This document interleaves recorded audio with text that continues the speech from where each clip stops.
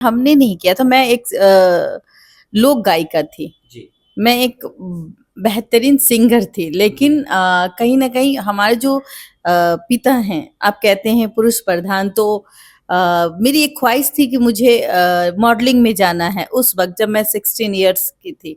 लेकिन मेरे अंदर 4 पुरुष काम कर रहे हैं, तो मेरी नियत नहीं फिसलेगी, राइट? हम उनका शोषण नहीं करेंगे, हम उनका दोहन नहीं करेंगे। समझिए इस बात को। लेकिन अगर मेरी कुर्सी पे कोई पुरुष बैठा और कोई महिला आई और वो अगर लाचार है, उसको नौकरी चाहिए, तो वो पुरुष, मैं सभी को की बात नहीं करती, लेकिन अधिकतर आप देखिए, ये पुरुष प्रधान समाज है, देश भी पुरुष प्रधान है। लेकिन आप देखिए कि अगर प्राचीन काल में आप जाते हैं, तो आप देवियों के नाम से जाने जाते हैं, माता कुंती के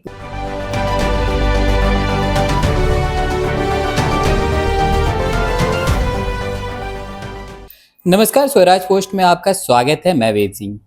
आज 8 मार्च है और आज वुमेन्स डे है। हमारे साथ एक खास मेहमान मौजूद हैं, बबीता मिश्रा, जो कि देशवा न्यूज़ चैनल की ब्रांड एम्बेसडर हैं। उन्होंने अपनी करियर की शुरुआत की थी मॉडलिंग में, मिसेज इंडिया भी रह चुकी हैं। अब उनसे ही हम डायरेक्ट बात करेंगे और उनका किस तरह से मॉडलिंग से न्यूज़ की तरफ आना क्या कुछ बताता है। पहले तो स्वागत है मेहमान। जी, आपके भी जितने दर्शक मुझे देख रहे हैं, उनको मेरा तहे दिल से नमस्कार। Happy women's day. हमेशा महिलाओं के हित में आप बात करती हैं मैम। जहाँ भी किसी भी महिला को अगर दुख हो, वहाँ पे बबीता मिश्रा जो है सबसे पहले पहुँचती हैं। अगर अभी भी अगर बिहार में बात करें तो महिलाओं की क्या स्थिति है? अगर अभी भी बिहार में बात करूँ तो नगण्य वो महिलाएं हैं जो अब सशक्त हैं। अभी भी बहुत पीछे है महिलाएं, और उसके पीछे का रीज़न है उनका डर, और डर के वजह से महिलाएं बाहर नहीं निकलती। और एक महिला कहा जाए तो एक महिला की दुश्मन भी होती हैं। समाज में अगर वो प्रताड़ित होती हैं तो एक महिला के ही ज़रिए प्रताड़ित होती हैं, और जेलसी की भावना महिलाओं में अक्सर देखने को मिलता है। हाँ, कुछ महिलाएं ऐसी हैं जो हर महिलाओं का दुःख समझती है। उसमें आप अगर गिनती में करेंगे तो मुझे लगता है कि अगर 50% महिलाओं की आबादी है, उसमें कहीं न कहीं देखा जाए कि अ, आज भी 30% महिलाएँ जो हैं, वो शोषण का शिकार होती हैं। शोषण का मतलब ये नहीं होता है कि वन में बाहर, घर में भी वो शोषित होती हैं, बहुत तरीके से। जब वो शादी करके जाती हैं, तब उनको परेशानी झेलनी पड़ती है। सुबह से रात में जब तक सुबह से उठती हैं और रात तक काम करती है, उसके बाद फिर वो सोती हैं, और सोने का रीज़न कितना होता है आपको भी पता है। एक महिला जब शुरुआत करती हैं, तो सुबह के चाय से लेकर रात के खाने तक का इंतज़ाम करने के बाद वो फिर नेक्स्ट डे क्या बनेगा उसकी बारे में सोचती है। अपने ख़्याल वो कम ही रखती है। मैम, ये तो हो गई बिहार की महिलाओं के बारे में बातचीत। अगर अब आप पे अगर बात करें तो आपने करियर की शुरुआत जो की थी मॉडलिंग लाइन से की थी, उसके बाद फिर अचानक से न्यूज़ लाइन में कैसे शिफ्ट हो गई? देखिए, मॉडलिंग लाइन से हमने नहीं किया था। मैं एक लोक गायिका थी। जी। मैं एक बेहतरीन सिंगर थी, लेकिन कहीं न कहीं हमारे जो पिता हैं, आप कहते हैं पुरुष प्रधान, तो मेरी एक ख्वाहिश थी कि मुझे मॉडलिंग में जाना है उस वक़्त जब मैं 16 इयर्स की थी। लेकिन परिवार बिहार की रहने वाली हूँ, मिथिलांचल से बिलॉन्ग करती हूँ, तो ज़ाहिर-सी बात है कि लोग कहेंगे कि नहीं, मॉडलिंग मॉडलिंग नहीं करना। मैंने गायकी स्टार्ट की, और गायकी में हमें बहुत अच्छा पहचान भी मिला, और अक्सर हम माता का ही भजन गाते हुए आप मेरे बहुत सारे एल्बम देख पाएँगे। उसके बाद हमारी शादी हो गई। शादी के बाद हम 2 बच्चे की माँ हो गए। माँ बनने के बाद लॉकडाउन आया। लॉकडाउन से हमें पता चला कि भई अब घर में ही रहना है। तो हमने आईगिलम का वो ऑनलाइन एक स्टार्टअप देखा कि भाई एक मौका दे रहा है सभी उन वीमेंस को जिनकी पहचान कभी छुपी हुई थी। तो हमने अपनी माँ से बात की, तो माँ ने कहा कि भाई ऑनलाइन है, एक बार आवेदन दे दो, कहीं तो जाना नहीं है। बट हमने किया, तो मैं मिसेस बिहार बनी 2020-21 में। और जब मिसेस बिहार बनने के बाद मुझे सेलेक्ट किया गया रूबरू मिसेस इंडिया में, उसके लिए मैं फिर ऑनलाइन प्रक्रिया पे गई और फिर हमने वेबसाइट के थ्रू आवेदन दिया और फिर मैं वहाँ सिलेक्शन होता है, जबकि आप बिहार से रिप्रेजेंट कर रही थी बिहार को, तो फिर मैं गई और रूबरू मिसेस इंडिया बनी। उसके बाद फिर एक लंबा सफ़र चलता चला गया और फिर मुझे लगने लगा कि नहीं, हम चलो, सभी चैनल ने मुझे बहुत सम्मानित दिया, यहाँ तक कि बीजेपी वालों ने भी हमें सम्मानित किया। लेकिन फिर लगा कि नहीं, मैं एक महिला मैं हूँ।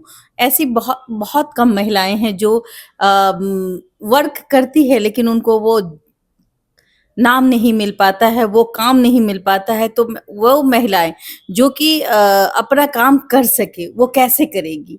तो फिर मैंने सोचा कि भाई 1 से 2, 2 से भले 4, तो फिर हमने एक कारवां स्टार्ट किया और मेरी पढ़ाई-लिखाई अच्छी है, तो फिर मैं देशवा न्यूज़ की ब्रांड एम्बेसडर बनी और मेरा एक मकसद था कि जो भी मिसेस इंडिया बनती है, वो कहीं न कहीं आप मदर टेरेसा को ही देख लीजिए, वो सामाजिक कार्यों में बहुत आगे थी। आज वो उनके नक्शे कदम पे कई महिलाएँ चलती हुई नज़र आती हैं और ऐसी महिलाएँ अगर हमारे समाज में हो तो महिलाएँ शोषित नहीं होंगी।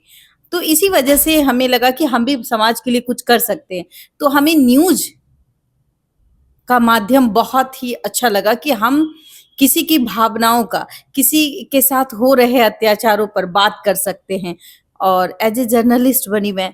उसके बाद हमने ये सफ़र स्टार्ट किया और स्टार्ट ऐसा किया कि मुझे यकीन था कि मैं जो चाह रही थी, जो महिलाएँ शोषित हैं, जो महिलाओं के साथ अत्याचार होता है, हम उन पे बात करें और ज़ाहिर-सी बात है 1 से 2, 2 से 3 और न्याय दिलाने का एक जो जुनून है वो मेरे अंदर है और जब तक मैं उन महिलाओं को न्याय नहीं दिलाती हूँ तब तक बैठती नहीं हूँ, तो ये काम मैं करती हूँ। मैम, बीइंग अ वुमेन कितना टफ होता है, एक तरफ घर को भी संभालना, फिर ऑफिस को भी संभालना, फिर अपने पैशन को भी देखना, कितना टफ होता है? बिल्कुल, पैशन तो हमने छोड़ ही दिया।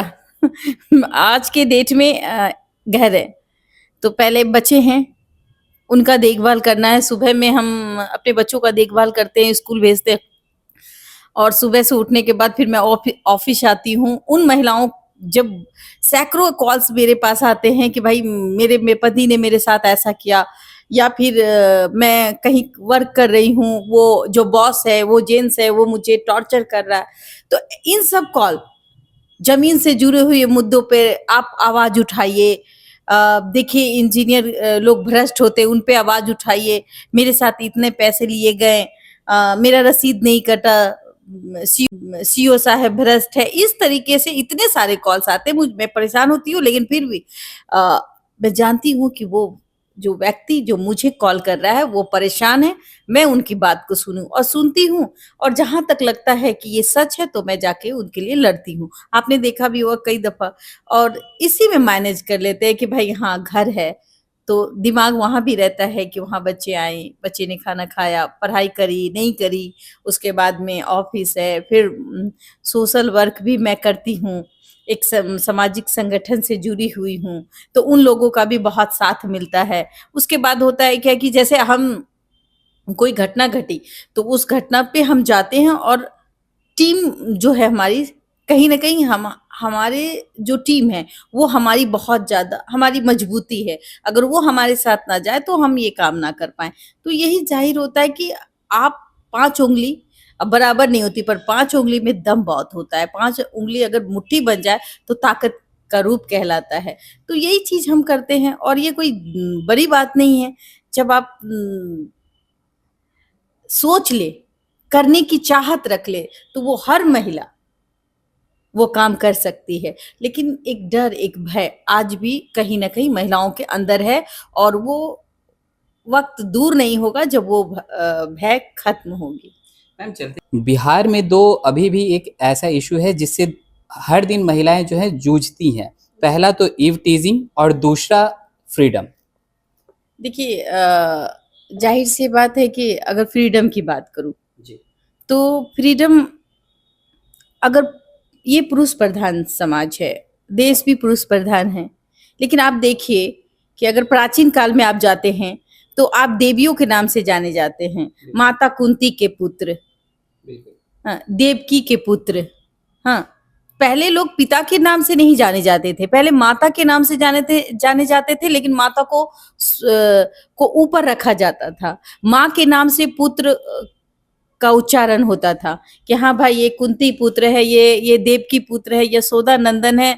बहुत सारे आप रीजन उठा लीजिए, कोई ये नहीं कहता कि धृतराष्ट्र पुत्र है, गांधारी पुत्र कहा जाता था। तो ऐसी चीजें उस वक्त थी प्राचीन काल में। लेकिन जब जैसे जैसे चेंज हुआ, उस तरीके से पुरुष प्रधान ने अपना प्रभाव पकड़ा और तब जाके आज पिता का नाम आता है। लेकिन महिलाएं जो है वो नीचे रह जाती है। लेकिन माँ का कर्तव्य ये होता है कि देखिए, एक महिला, आज वीमेंस डे है, हम और सभी लोग मना रहे हैं हैप्पी वीमेंस डे, लेकिन हमारे लिए हैप्पी क्या है? हर दिन हैप्पी है। देखा जाए हमारे बगैर तो मर्दों की चलेगी नहीं, चाहे वो बेटा हो, भाई हो, पिता हो, या फिर खुद उसका पति हो। सुबह उठना है तो चाय लाओ, रात में खाना खाना है, दिन में खाना खाना है तो वो खाना बना के लाएगी, आपके सामने परोसेगी, आपका लंच, आपका टिफिन पैक करके आपको ऑफिस भेजेगी। तो 24 घंटा जो एक वर्कर काम करती है वो महिला है। अगर आपने बहुत, कभी कभी होता है ना कि आपने 30 दिन खाना बनाया और 30 दिन खाना बनाया और एक दिन खाना खराब हो गया, तो वो भी सुनना पड़ता है महिलाओं को, अरे आज तो खाना अच्छा बना ही नहीं था।